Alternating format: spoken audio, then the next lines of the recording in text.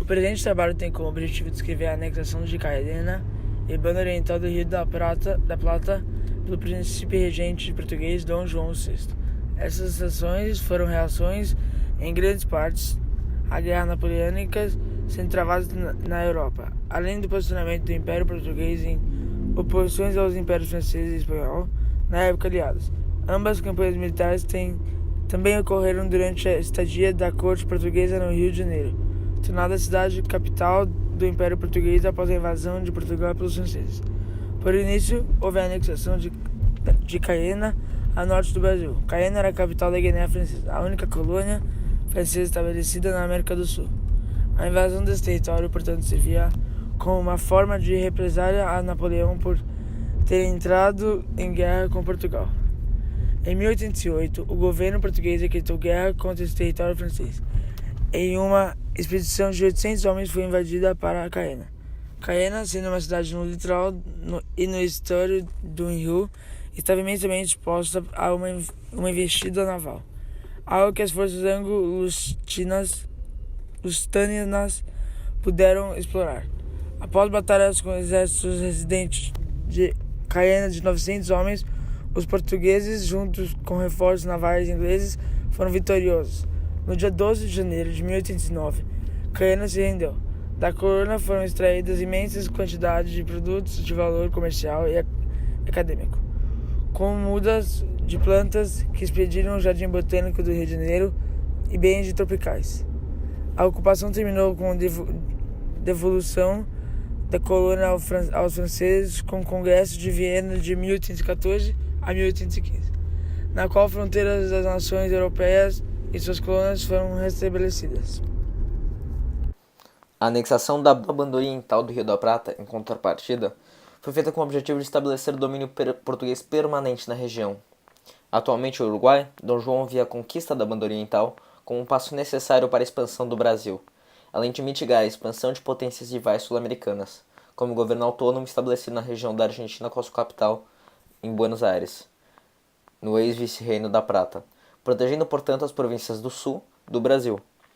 Em adição à possibilidade de recursos minerais no território, era atraente ao monarca, dado que eles já haviam sido encontrados, em significante quantidade, na América do Sul, sendo estes locais em Potosí e em Minas Gerais.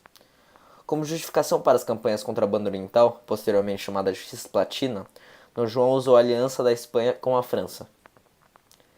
Duas campanhas separadas foram enviadas para a conquista da Cisplatina. A primeira, em 1811, não obteve sucesso.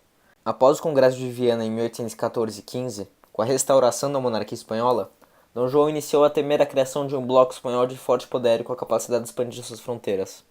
Portanto, lançou a segunda campanha e, em 1816, obteve o êxito. A ocupação da Cisplatina tornou-se completa com a derrota dos insurgentes uruguaios, liderados por José Artigas, em 1820. Em 1821 foi oficialmente sancionada a união da província Cisplatina com o Brasil pelo comandante das Forças Armadas Portuguesas enviadas à região, Carlos Frederico Lecor. Antes do término das guerras napoleônicas, foi confeccionado um plano para a instalação de Carlota Joaquina de Bourbon, filha do antigo rei espanhol Carlos IV, e irmã do deposto rei Fernando VII, como monarca da região da Cisplatina. A legitimidade de sua instalação como monarca dependia da sua descendência paterna, ela sendo filho de Carlos IV. O plano, por início, obteve o consenso de Dom João, pois, sob as condições da instalação, os filhos de Carlota, que era casada com Dom João, herdariam o trono da província, portanto levando à eventual unificação da província com o restante do Brasil, ainda que Dom João observasse as atitudes de Carlota priorizando a Espanha acima até de Portugal, e suas aversões ao marido. Após intervenções inglesas, além da relutância dos mesmos em concordar com o plano, ele foi terminado, pois os ingleses defendiam a libertação das colônias espanholas. Foi sob essas condições que a província da Cisplatina se encontrava em 1822.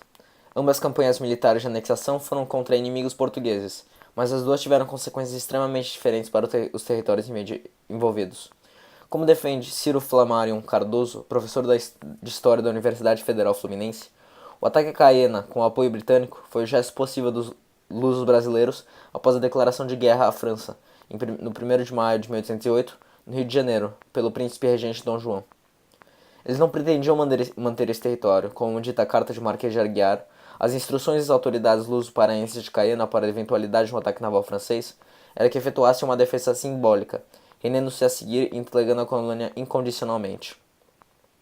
As ações portuguesas ao sul, portanto, foram muito mais violentas e com intenções de ocupação permanente, visando a expansão de modo muito mais claro através da política de hereditariedade da monarquia sobre a província da Cisplatina, como sugerido no plano de instalar Carlota.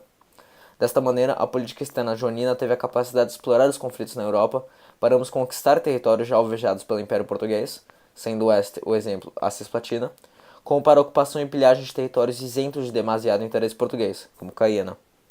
Como uma última função, a política externa joanina tinha como objetivo restabelecer o Portugal como uma potência militar entre as nações europeias, criando mitos de vitórias espetaculares e fortalecendo a tradição militar do Reino Unido de Portugal, Algarves e Brasil.